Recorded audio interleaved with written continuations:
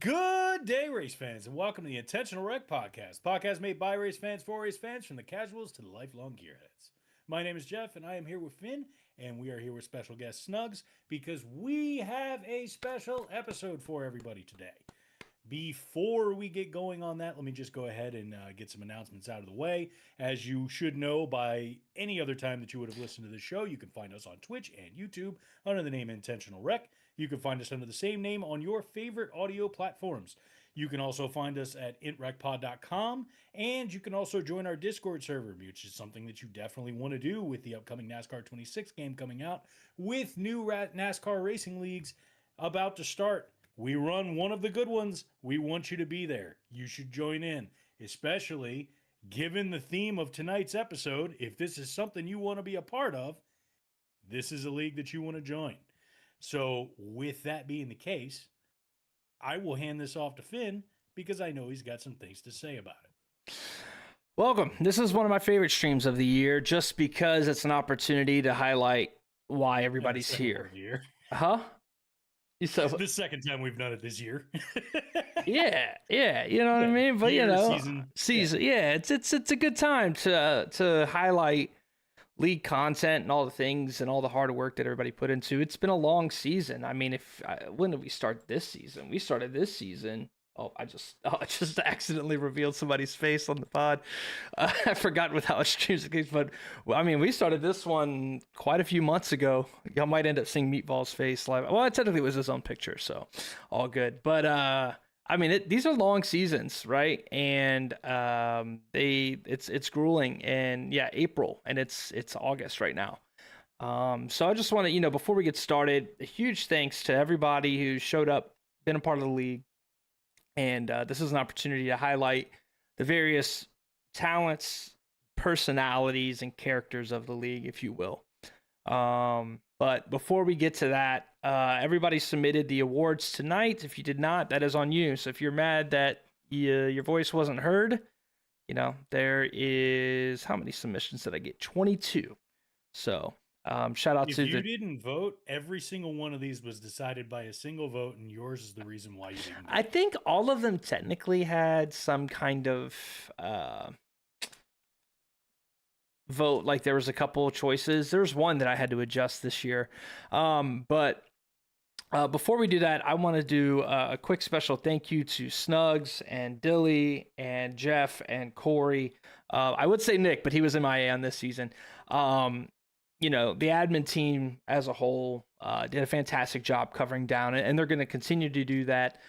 We definitely have some things to improve, and we'll be going over that here shortly over some of your guys' criticisms. I want to start with that and make that, kind of hear us talk about it, and then we'll hop into the fun stuff. So, but huge thank you to you guys for not only being on top of everything from getting the races put together, but decisions. You guys will see what's behind the scenes, but there's constantly Snugs constantly has an idea. Dilly constantly has an idea.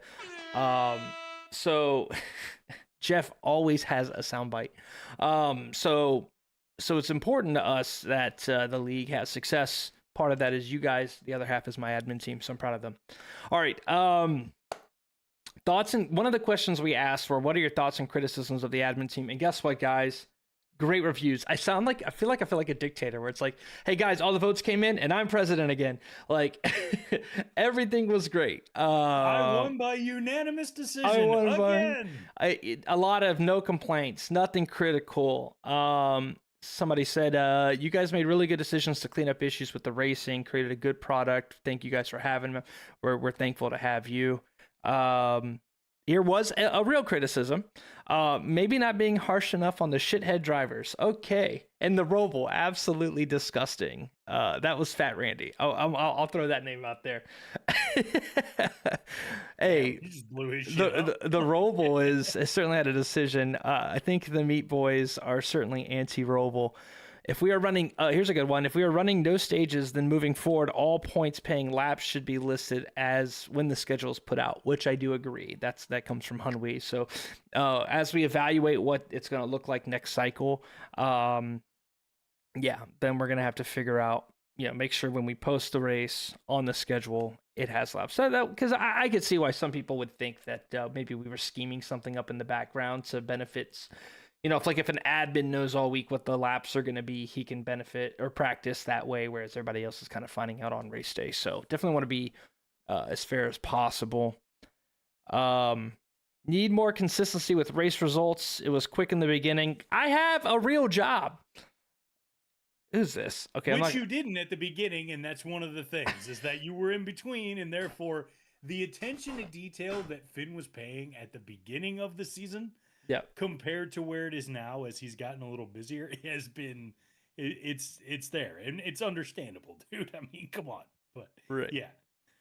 The admin wrecked me twice. That was directed towards me. That's definitely from Bobley Swagger.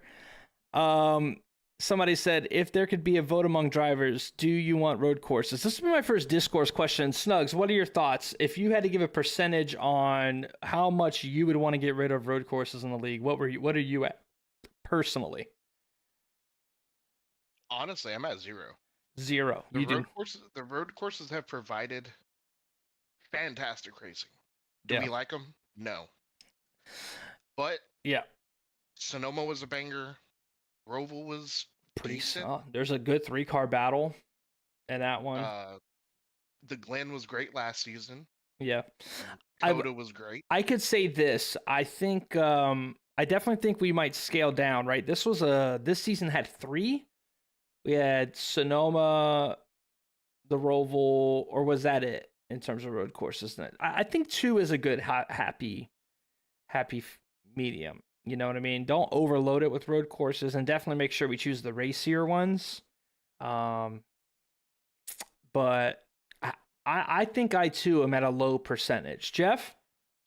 He said, get rid of. To me, it makes sense for them. Like, for them to be there, we should have minimum of 1. I am okay with 2. It at some point, like, you've got to kind of broaden the scales a little bit and give some people some opportunities to turn right and give people chances to, like, kind of showcase some of those other driving abilities. Because we've got some people in this league that, even if they may not necessarily love the road courses, they're still going to contend. You're talking about people that are even saying this that are still top 10 drivers on the road courses, and we've had some pretty solid battles and duels that have happened there. So, I would say this. I could see a scenario where the Cup guys next year are doing a couple road courses, and maybe the Xfinity guys aren't. Right? Maybe the Xfinity guys don't have a road course schedule, right? And then that way, I always believe this, and I will always have this mentality in the admin group, is a race is not bigger than the league. And what I mean by that is I'm not going to sit here and be like, I'm a diehard Martinsville fan. I've loved Martinsville my whole life. All I want to do is race Martinsville. And then we go to Martinsville and it's a fucking train wreck. And then everybody's looking at me like, like I've seen this in iRacing leagues where guys are NASCAR purists and they are obsessed with having this track on the schedule. And then we go there and it's like the worst week of our lives. So definitely going to try to avoid those. But I do think road course racing, the difference is not a skill issue. It is a skill issue. The issue is people aren't practicing. If you would practice, I mean, you look, I want to highlight Hellseeker here. Hellseeker at Coda, dog shit. That first year we went to the road course races, Hellseeker went from running around the top 5 to just way in the back, getting laps, non-issue. And then we fast forward to this season, and he's led like a third of the race at the Roval. It's obvious that and he's on controller, so it's there, right? You just got to get used to braking. It's the same thing we find when we go to short tracks, right? So, but across the board, everybody's seeing, excellent admin team, excellent constructive criticism. Check your Venmo for money. Oh, what was I supposed to say that? Somebody said you let the opinions of a few, Dilly and Snugs maybe, ruin everybody else's week by doing road courses. Nobody wanted the Roval, and it was apparent, but it seemed like Dilly lobbied for it and won? ? That's aggressive. Yes, the admin team lobbied for. Yes, I let my admin team make a decision. All right. One thing that I'll add to this as well is that after some of the new features of the 26 game got announced, that may actually shift these opinions a little bit, because with the training option that's being added, with the ability to like enhance your practice options and enhance like your actual like track training, the road courses might be a little more appealing after you have an opportunity to like really learn. Because I'm looking forward to that feature in the new game myself, just being able to find other places to get speed and other things like that, even on ovals. So it could make a lot more sense in the new game. So yeah, I think that's the biggest thing. As we're gonna go to the next column, which is, do you have an idea to improve the league? There's a couple good ones here. Just keep in mind, we wanna hear them, talk about them, but they all have to be addressed within the scope of the new game, not the old game. So a couple things, like somebody said, let's do some heat qualifying. If we have 20 drivers, split them down the middle. I kind of like the way that we, especially the new games apparently supposed to have the weekend. One more drop week or scheduled off week. I don't hate that. Bring in custom setups. This is a big one that's on the radar. Big one that's on the radar. I don't know how we make it as fair as possible. Obviously, some guys can go find a random Reddit link and find like a something there. But also, if you like, if that's a publicly available Reddit setup, then everybody can go Google that setup. You know what I mean?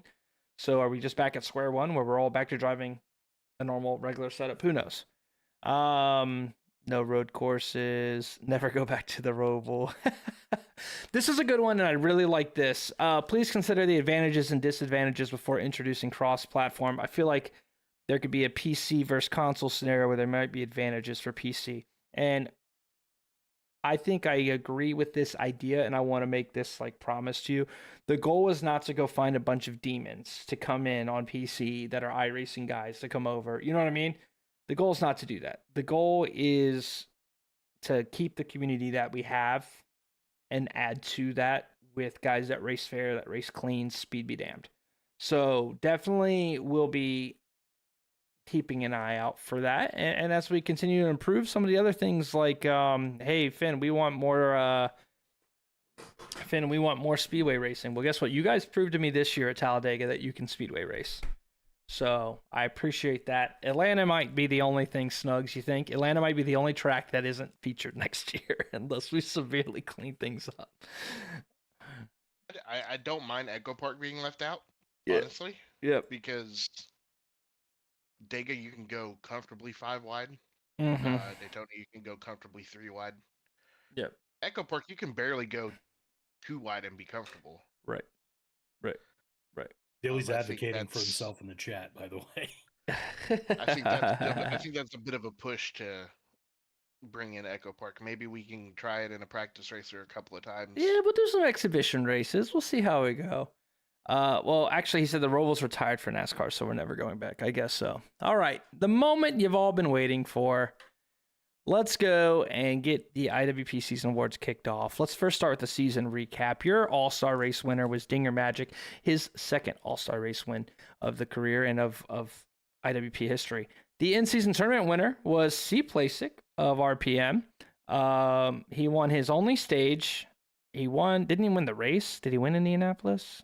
Or no, Kansas. Yep, he won Kansas, won the race, his first stage win of the year, and won the in-season tournament. And it was his second win of the year. He also won Charlotte.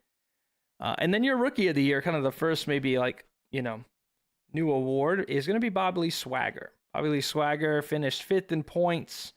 He had a pretty solid, let me see here if I can't, I don't know if this is all showing up on the screen. Oh, okay, cool. It is showing up kind of nice. So Bob Lee Swagger, 5 top 5s, 10 top 10s, an average start of 6, an average finish of 7th, 2 stage wins, a couple poles, certainly fast. The other, there was a couple other rookies, TBD, who had an average finish of 7th, so technically a higher average finish. He had 7 top 5s and 9 top 10s, but he finished just a little bit behind, or missed a couple races, I think, and was a little bit behind in points. But the KTRC guys, Snugs, I mean, how did you feel racing up front with those guys? They're pretty fucking quick.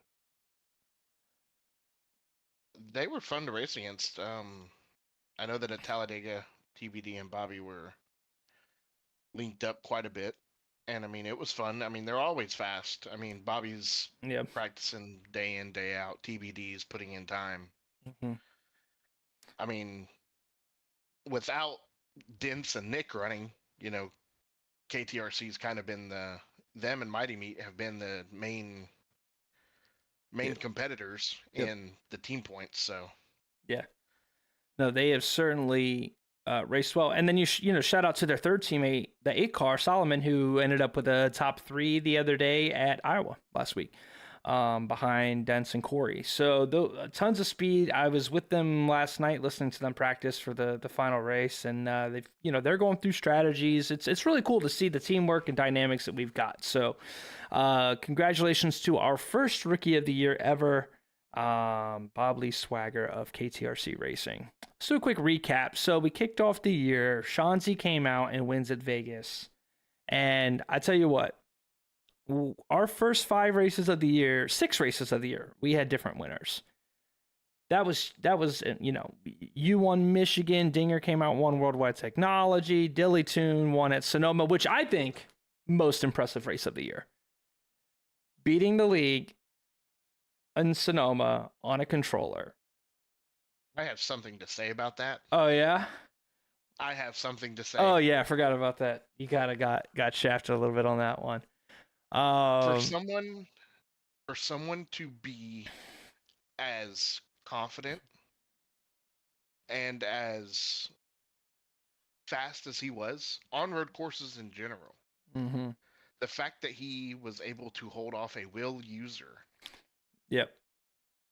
And I mean, it wasn't so much the fact that I was faster at any point. He got caught up in traffic and I was able to make a pass. Yeah. The fact is that he stayed competitive throughout the entire thing. Like, he kept me honest. So I mean, to me personally, I think I agree with you. That is by far the biggest feat of the season. It's certainly up there. I mean, we had a scenario. I think somebody went from 16th to 1st, maybe at like Phoenix or something. Somebody was talking to me. Somebody drove all the way through the field and won the race. JJ's Phoenix was certainly impressive. That Iowa race last week was a really interesting one. That was a great battle between Dents. And we'll get into like some of the best races of the year, but a really good start. Then there was the old Memorial Day weekend Charlotte race that Finn got mad and canceled and sent everybody to Texas, if we recall that. So I threw everybody in Texas, and of course Nick won that. He was racing and in a scenario where nobody in a scenario where nobody gets any practice. There's not many that are going to beat Nick at a track. C Place won at Charlotte. Snugs, hey, listen, we want to talk about teammate battles and teammates of the year. That 1, 2, 3, 4 finish from you guys at Talladega with the RPM. Was it 1, 2, 3, 4, 5? I have it somewhere. Let me check. I think it was just a 1, 2, 3, 4. I think JJ kind of got shafted with about 2 laps or 3 laps to go. The 99, the 2, the 12, the 88. Oh, the 21, it broke it up. So it was the top 4.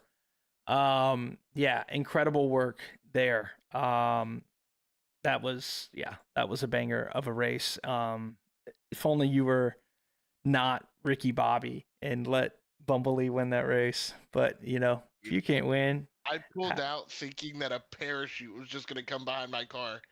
But as soon as I went to pull out, Bumble gave me a shot and it bumped me back up to 205. Dinger won the All-Star race. JJ back-to-back wins Phoenix and Darlington, followed up by back-to-back wins at Nashville and Richmond by Dinger Magic. C. Placek obviously capping off a strong in-season tournament at Kansas. Due to Dilly turning in the hairpin, Dinger Magic was able to win the Roval. And of course, last week, Dense Fog came back and showed everybody who Daddy is real quick. And that sets the stage up for Iowa. And we'll talk a bit about the championship battle in a little bit. But if actually, let's do it right now. And then we'll hop into all the awards. Let's see. Team standings. I think you guys got that one locked up. 344-point lead by RPM Racing. So here's what we looked at today. So the first thing to keep in mind, guys, is Dinger Magic. It has 2 0s and a 14-point performance. Those are his current drop weeks. So what does that mean? That means Dinger doesn't really have a drop week to bail him out of a bad day today. If he has a bad race, anything over 14 points is going to count. And then if he's less than 14 points, he's in trouble, right? So I believe the scenario to clinch is Dinger Magic needs like 26 points today. Yeah, because he's 50 ahead of you, max in a race of 75. If he gets 26 points today, there's nothing you can do, Snugs. However, if he has a drop race, it is wide open for you, Playsick, and JJ. Now, obviously, you're probably the closest in terms of you don't need to have a perfect day. I think in order to win, if he gets a drop week, I think you have to do like somewhere around 62, 63 points. Playsick has to get 72 points, I think it was, give or take. And then JJ effectively has to have a perfect race, I believe. So a lot of scenarios occurring, but Dinger does have to have a pretty solid race today. I mean, 26 points is just middle of the stage and middle of the pack, right? It's definitely one of those Jimmy Johnson things. But I'll tell you this, like Jimmy Johnson era where he was just like show up, finish 13th and win. But the more people that show up tonight, the harder that's going to be for Dinger Magic. So I wonder if he's been in people's DMs begging him not to show up. Okay. There's your season recap. Are we ready for the awards? Yeah. All right. I know I'm talking too much through these things. I know I'm talking too much. All right. Best track of the year. Your finalists were Michigan, Iowa, Nashville. Conveniently, that was last year's. Also, finalist for best track of the year, if I'm not mistaken. And a repeat winner, so I didn't even have to change the graphic, is Michigan. You know, Snugs, I was thinking about this the other day. I feel like we should always start our season at Michigan, just as a throwback to when we all panicked at first race of our career. And Jeff remembers when I pulled us into the admin chat and I was like, guys, we have 30 motherfuckers and we cannot drive a single lap at Daytona. Oh, yeah. I was like, that was a night, that's for sure. Knowing where we are now and knowing how like not frustrated, but just like I was like, fuck, man, we got this whole community. All these guys are here. They're gonna bail. Everything is stupid. We're not gonna be able to put together a good product. So Michigan might need to be always the start, and it's the best. You know, it's been voted track of the year twice in a row. So either a season opener or maybe we consider, like, especially if the 26 has any variables as far as race length. Maybe we're in a longer race at Michigan. I wouldn't be against it. I wouldn't be against it. You know, try and run something where we take that honor of it winning that track of the year and kind of put more of a highlight on it in some way, shape, or form. An IWP crown jewel? Exactly. Yeah. Gotcha. I'd be all for that. We come up with a way to make it, to identify our own crown jewels, because I think Nashville deserves a crown like that too. So it's gotten its own large heap of praise, just like Michigan has. Yeah. All right, let's see here. So, race of the year. The finalists were the Talladega race, Richmond, and Kansas. 3 completely different styles of tracks here. There's about 3 to 4-ish votes for each of these. So, I know Snugs, you mentioned that you really, really liked that Richmond race, didn't you? Richmond was a fantastic race. Granted, coming up short to Dinger, that dang undercut, but dude, the racing was so good there. Mm-hmm. There was self-spins. There's self-spins at Michigan. So, I mean, the racing at a short track to go cautionless where no more than 2 cars got together, I think it's pretty good. Yeah. No. I'll give it that. I was so fast at Richmond, you couldn't even see me. So. I did not get to go to 2 of these 3 races, and I qualified pole at the Kansas race, but I ended my day when coming off of pit road, Shanzi spun out in front of us, and I was just moving up, coming off pit road, and forgot that Bobby Lee was there and got myself right hooked. So there was that. Went from having a top 3 day to back of the pack, but that was the race of the year. Was Kansas, and that was won by C. Playsick. I mean, there's a lot at stake there, right? The in-season tournament. It's a really, really fun track. Shanzi quit. That's, major moment for the league. He'll be back. He just needed a little bit of break, but yeah. So Kansas is your race of the year. Now let's get into the Driver Award. So your Greg Biffle Award. This is awarded to the cleanest driver of the year. Winning this award means that the league looks at you as somebody that they respect. They like being around you. They're making efforts to, to race you clean because you race them clean, right? The golden rule type deal. And we wanted to honor Greg Biffle with this one, and name it after him because I think Greg was considered a very, I don't know if Greg was necessarily considered the cleanest driver per se, but he always put others first, right, in his personal life. And of course, he unfortunately passed this year. So it's an opportunity to, reward the drivers that put others first on the racetrack this year. Your three finalists for that were Dilly Toon, C. Plasic, and a rookie driver, Solomon. And I really like that. I like a rookie coming in and being a competitor for an award like this, a nominee for an award like this, because that's cool. That's what we're looking for, guys, to come in and race clean. Snugs, anybody on here that shouldn't be on here, or are we pretty much in agreement across these three? I think we're in agreement. I mean, Dilly's obviously, the Sonoma race, very clean. Didn't press the issue. C place, great teammate. Can't complain about him. Solomon, like I'll be honest, I forgot when I was mentioning the KTRC boys earlier. My bad. Forgive me. Solomon's impressive. Yep. He's fast. He's clean. And the son of gun's hard to pass. Like he's a very consistent behind the wheel. It's been definitely fun to race him. Yeah. No, I agree across the board. Last year, this award was won by C. Plasic, and guess what, guys? New number, same winner.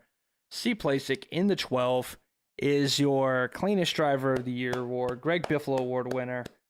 It's basically our version of the Walter Payton Man of the Year, ignoring what I said about that award 2 weeks ago. I remember last I meant like this, listen, he's an older guy. He understands what we're trying to do from a community perspective. He had great feedback on the forum. We really appreciate him being a part of the community, and to win the award twice in a row, I think says a lot about his character. So appreciate that. Next is the Wheelman of the Year award. This is maybe not the guy who is leading in points, or the guy that's, has the best average finish per se, but who's just got it. You know what I mean? Maybe he puts himself in a couple of bad scenarios, but think Kyle Larson, think Tony Stewart, think those guys that, man, they're always pushed the limits of the car because they really trust themselves behind the wheel. And your finalists for this award are Dinger Magic, Orm Snugs, and JJ Franken. I think this is a good list. I think this is the cream of the crop in our league. I did mention a second ago Kyle Larson, Jeff. And if you recall, last year, JJ Franken lost out on his chance to win the championship because at Homestead, he pulled a Kyle Larson and went nose into the pit road entrance. And if you go watch last week's stream of Corey's perspective in the second pit stops, Dinger Magic did the same exact thing. So there are a lot of Kyle Larson impersonators in the league. And so this might be the person emulate. I feel like this needs to be the Kyle Larson Wheelman of the Year award. But Snugs, I think you are back to back on this list. Looks like you have maintained the respect of your peers. You're second in the points, competing for championship tonight. But your Wheelman of the Year award is going to go to Dinger Magic with a ton of votes. Snugs, give me your insight on Dinger and racing him this year. I voted for Dinger. It's hard to put it in words. Like,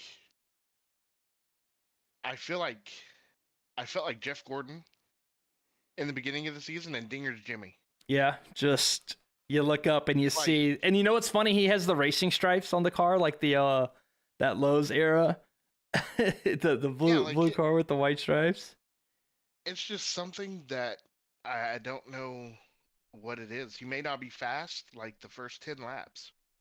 Yep. He may not be fast for half the race, but damn it, man, does he find a way to be at the end? Yep. I mean, he spun on lap 2 at Richmond. Let's not forget that. He spun at lap 2. undercut me by 5 laps and then still won. Jesus. Yeah. He finds a way. Yep. And I've been messaging him privately, and I told him, it's been a great season. Love battling him. He's clean. It seems like I always fucking end up either right behind the blue and white striped Ford, or I've got a Mustang in my rearview mirror and I don't like seeing it. So Right. No, I mean, I think he certainly earned it, right? The best playoff run last year by far. If he didn't start in such a points deficit, he would have been the clear champion and came up literally 0.5 seconds short of a championship last year. This time, he goes into Homestead, the points leader, and in control of his own destiny. Yeah, certainly has always had speed, but he's really hitting his prime now. So that's stoked, and congratulations to the 95. In the prime of his career. Listen, I'm coming. This got the wheel locking in. Now, all right, next is the Cole Custer Teammate of the Year award. Now, last year we awarded this to, I believe Hellseeker won this award because he pushed a teammate to 2 wins, and those Toyota boys were doing a lot of, I don't even think they were Toyota boys. They were in their own group, but this was before they were Toyota. How can you not be considered a Teammate of the Year while pushing your teammate to 2 wins? On the year. So that was Hellseekers last year. This one, though, however, a lot of people were voting for these teams. So it felt right. You got RPM Racing. We talked about that Talladega performance earlier in the year. And then you look at how much Snugs and JJ and C-Place are practicing and labbing and learning. Stranzi was a part of that for a bit as well. There's RPM Racing. And then you got to talk about the Meat Boys, right? I mean, these guys got shirts. They're sending packages to people's doorsteps. They're sending packages to people's doorsteps. You know what I mean? Boxes. They're inviting people to weddings. It's a thing. It's a whole community, and I love it, and I'm here for it. So the finalists are going to be RPM Racing and Mighty Meat Racing. I don't know if they technically go by the Mighty Meat Boys. I don't even know what they go by, but the winner of this award this year is going to be Mighty Meat Racing. I'm certainly impressed with the camaraderie that team has got. A lot of fantastic personalities as well. I think that's what you guys lack, Snugs. You guys lack a big personality, and they've got like 2 of them with Fat Randy and Meatball, and it's hard to be heard over all that yelling and beer chugging. You know what I mean? Man, I have loved racing against all these guys. It's been honestly an enjoyment racing against all of them. Randy's fun to race against. Meatball is just personality, man. Like he's got the charisma that carries all.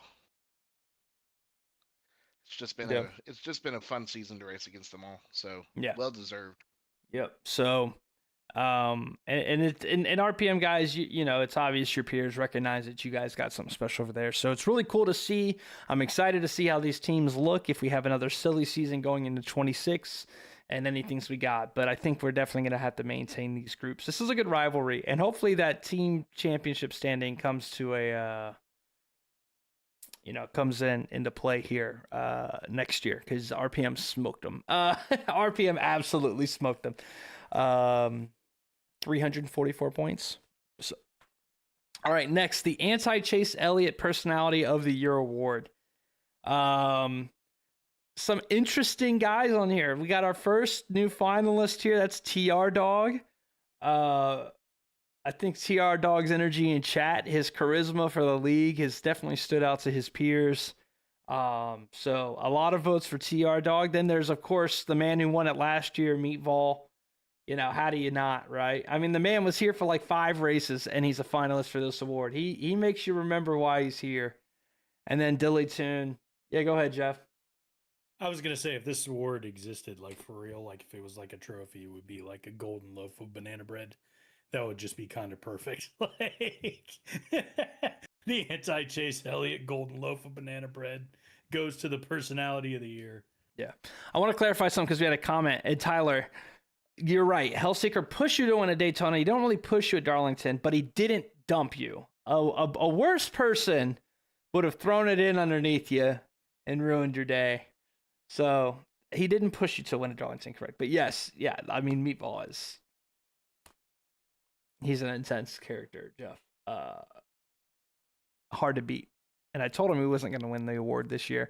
Then there's Dilly Toon. Dilly, I think, got this just because of how involved he is in the community. You know what I mean? You can't go into the general race chat without seeing Dilly Toon. You know what I mean? Do you know how many times I've just been sitting there quietly after doing something? It didn't even realize I was in Discord. And you get a, hello, darling. And I'm like, what the fuck did that call? It's like a jump scare. My sleep paralysis demon is Dilly's entrance text into a Discord call.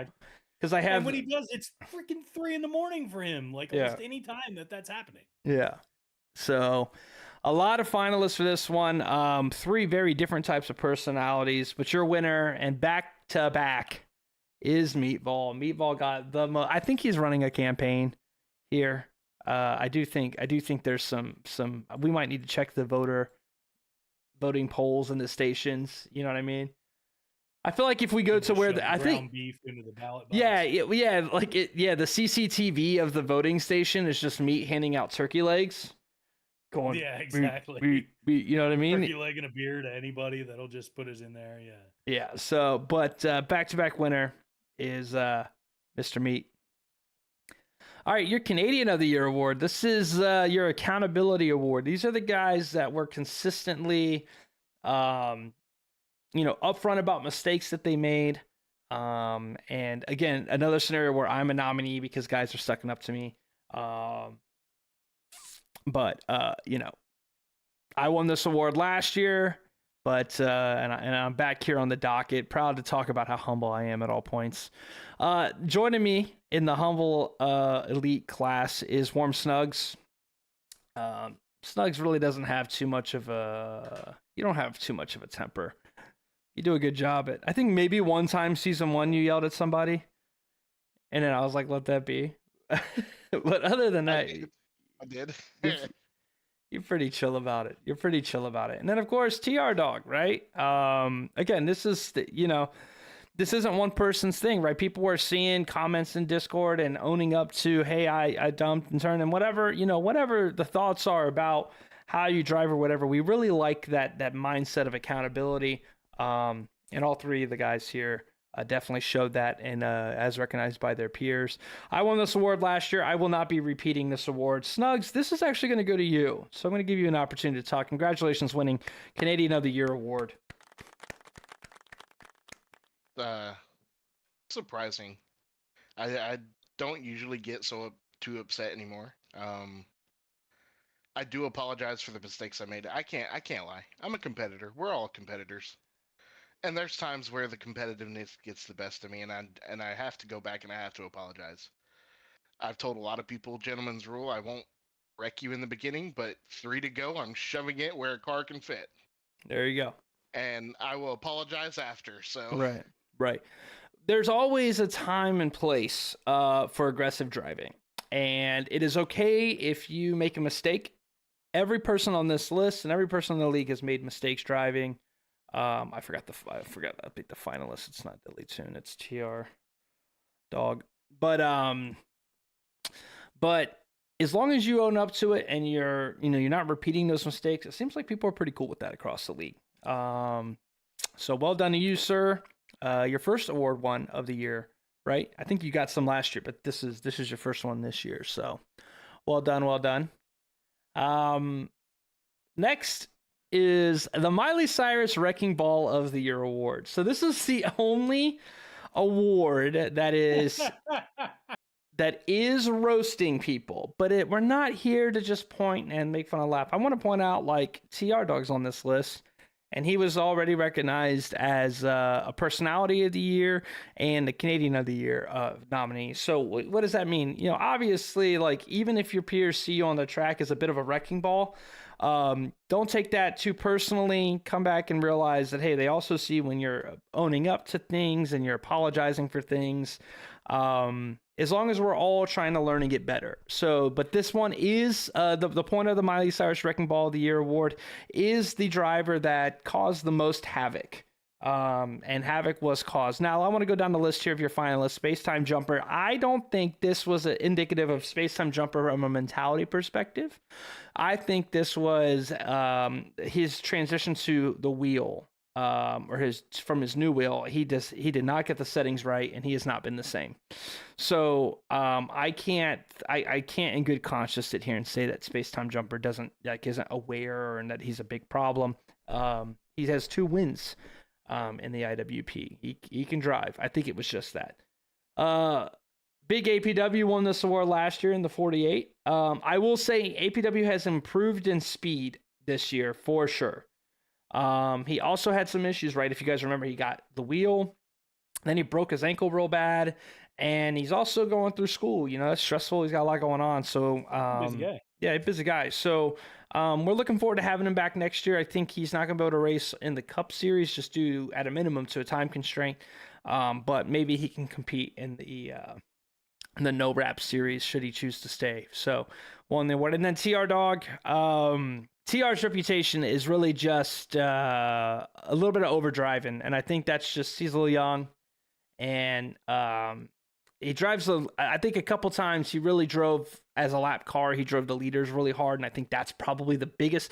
That's the thing, though, is you got to remember this: the people that are voting in here are the guys that are going to be very active in the league. The guys that are active in the league are the ones in the front. So if you're causing a lot of problems with people in the front of the pack, like giving as a lap car, giving people, being a hard pass or causing contact, they're going to remember those things, especially if they, maybe a race went bad because of it. So always try to keep a mindset of, hey, are we taking care of the field? Are we being respectful of our opponents? So, but either way, all 3 of these guys, I think, are valued members of our community. So even though this one is a little bit of an ingest, I want to press it. We appreciate you. Don't get mad because you're the Miley Cyrus Wrecking Ball of the Year. This is the one award that you don't want to win twice.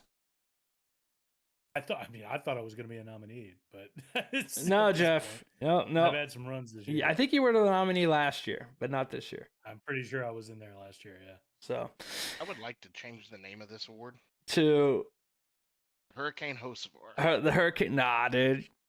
Gotta be the. I came in like a wrecking ball. So, your winner of the Miley Cyrus Wrecking Ball of the Year award is TR Dog. First award winner. Clap it up for the new rookie. He's looking for a boo. All right, he's looking for the claps. Again, it is what it is. It's just in jest. Take it on the chin, and we look forward to having you. There it is. We look forward to having you next year. So, no worries on that front.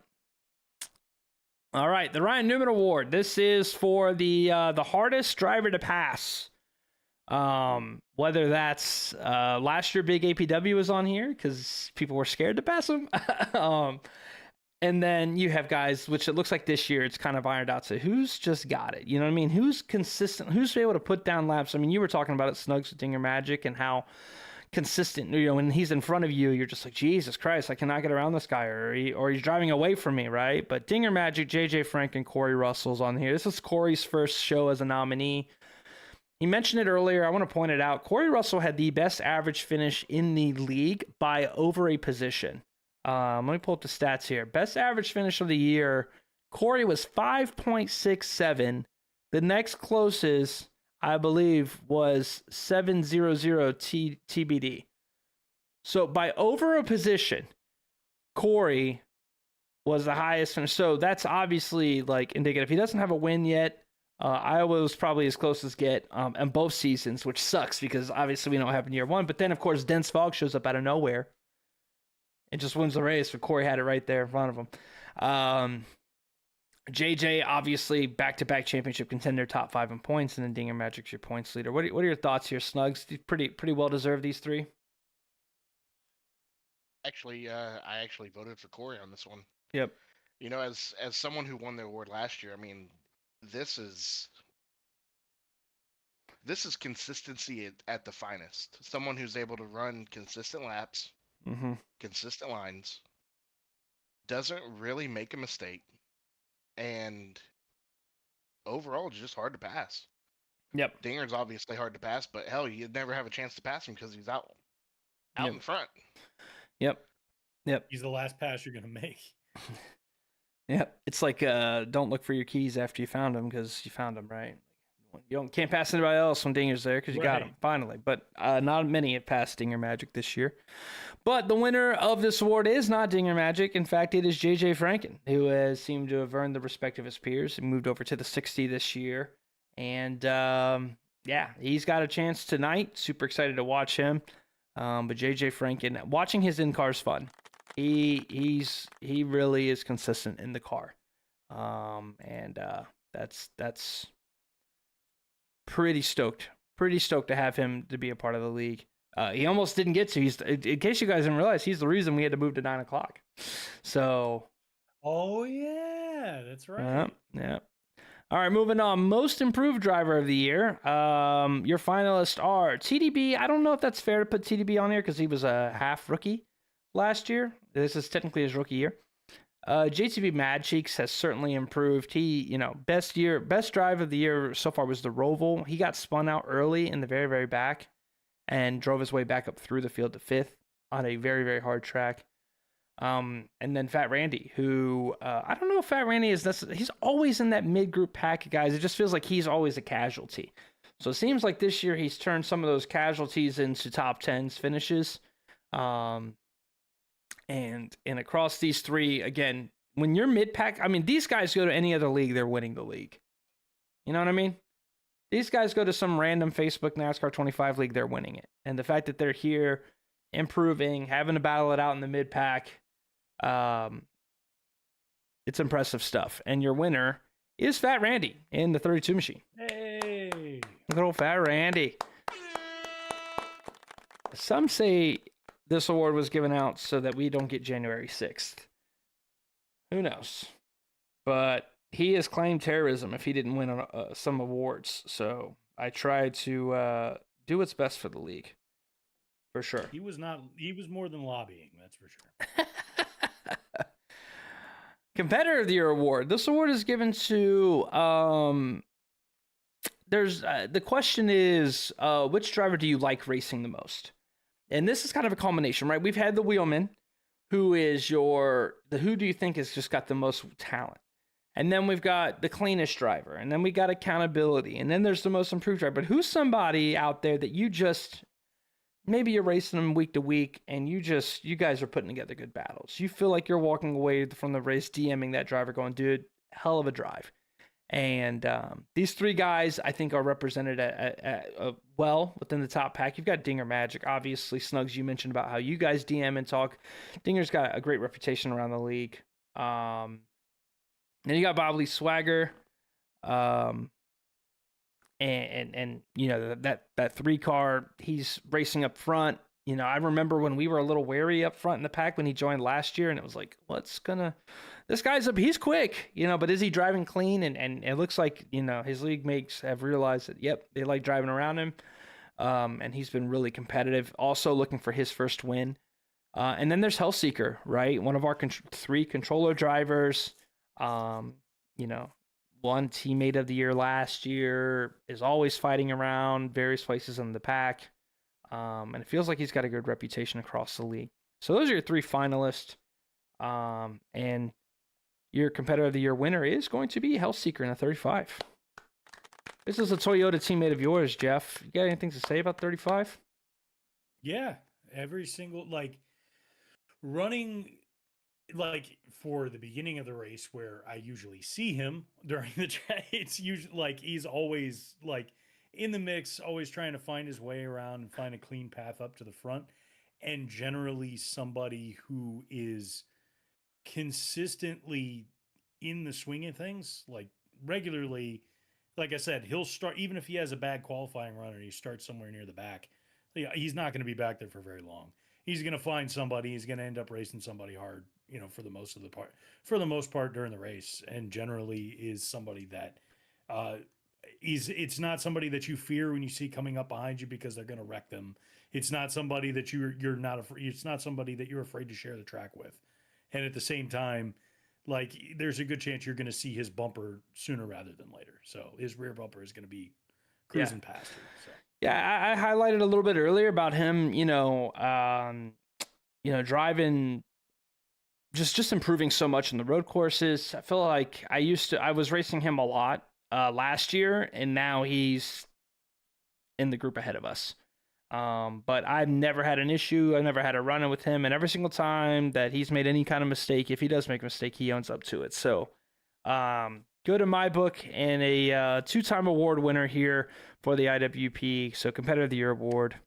Congrats, Hellseeker. Now the real reason we're here. I almost want to rename this, Jeff, because when we set out to find this community, we wanted to find, group of men our age that were into, into the American dream, into NASCAR, into making this world what it is, the hard way, no excuses, right? Just a group of men's men, right, Jeff? And who knew we were going to end up with a bunch of you sitting there writing this up in a notepad. No. What we didn't expect to get was a bunch of blue-haired lesbian art majors and their enthusiasm for painting things.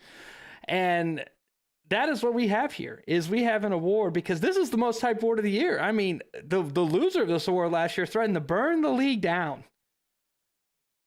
So I'm just so thankful for all of our art majors here and all you creative minds. And are you under duress?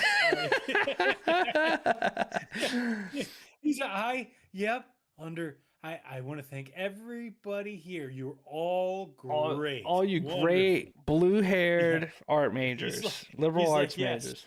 Everybody here is doing a wonderful I just want everybody job. to know that I appreciate all of your pretty paintings on the cars, and you are all so fantastic. Your finalists for the Picasso of the Year award. This was the award given out to the best paint scheme of the year. You can see them all in the paint booth.